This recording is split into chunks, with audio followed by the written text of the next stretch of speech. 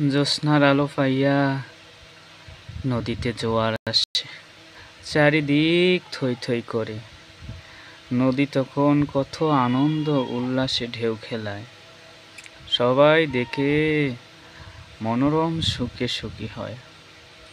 মানুষের প্রেমে যখন কেউ হাবুডুবু খায় বা কারো জীবনে যখন নতুন প্রেম আসে, তখনও সে ভাবে আমার মতো আর পৃথিবীতে কেউ সুখী নয়। কিন্তু কিছুদিন যাওয়ার পরে যখন প্রিয়জনকে ছাড়া সে ব্যতীত হয়, সে আর কিছুতেই মনোনিবেশ করতে পারে না। এখন তার মনে নেমে আসে সেই জোয়ারের পানির মতো থই থই করা দুঃখ। মিলনে প্রেমের মাধুর্য নষ্ট হয়, আর বিরহে প্রেমের প্রকৃত সুখ পাওয়া যায়।